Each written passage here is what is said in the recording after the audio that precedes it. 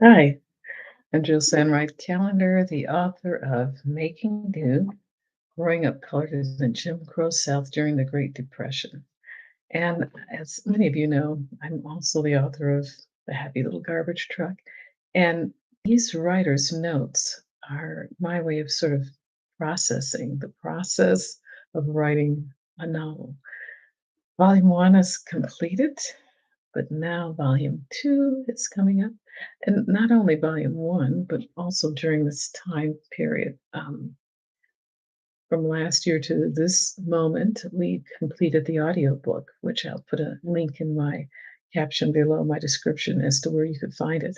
But it is an incredibly wonderful story that illuminates and brings to life the things that happen in this particular novel through the audio and the vocal excellence of Phyllis Kelly. She is just incredible.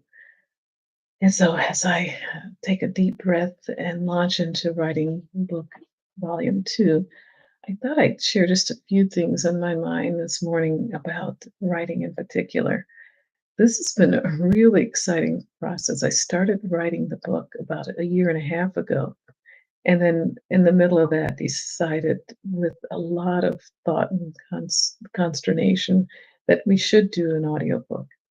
So I put volume two to aside because I could only do one thing at a time. And in the process, we were moving. So there's a lot of things going on. But when I was in the process of moving and doing the audiobook, I kept thinking, there are so many things that um, I wanted to include in volume two, but felt that it was already completed, but it isn't. That was the wonderful revelation that I had in the process of moving too. Is that hmm, what were the parts of the book that I wanted to augment and make a little bit more evident to my readers as to the time period, um, the sense of self that Dee Dee was, what she was going through, and how did Charles feel about these different incidents in his life.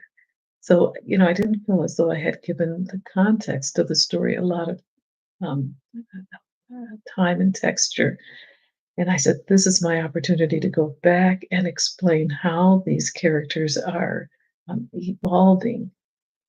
And one thing that I had discussed with a friend of mine who she heard the audiobook, she says, that was incredible. But then you said the end. And I'm wondering, like, there's got to be more. I said, yeah, there is. Um, and I told her that my love of history was fueling the second part of my revisions of volume two. And she admitted that she wasn't really a big history student when she was in school. And I said, I loved history, but I could never remember those dates and, sometimes the setting. But, it was like that was my weakest point, the dates, the years, what month the attack took place.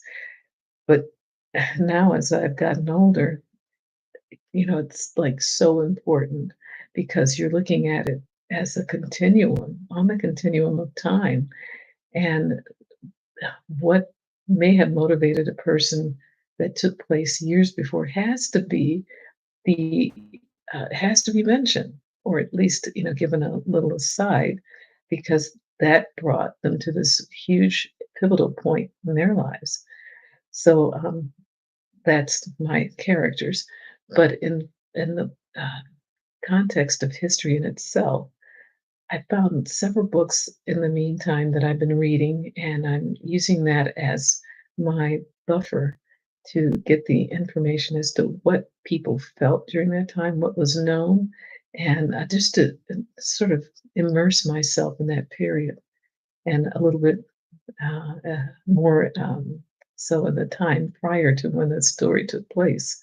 So, anyhow, I will be talking with you a little bit more. Sorry about this long delay, but the process of moving and getting settled, I had to give precedence to my husband and my family. But this is going to be truly exciting because our family's having a reunion in like the latter part of this month. And I am so excited to share with my family what I've found out in the history of the time of the story. And at the reunion, I'm going to find out more about the history of my actual family. So it's an exciting time, and I hope to talk with you before I take off, but it's probably going to be after we get back. So have a wonderful weekend. God bless you. And thank you so much for sharing and subscribing. Bye bye.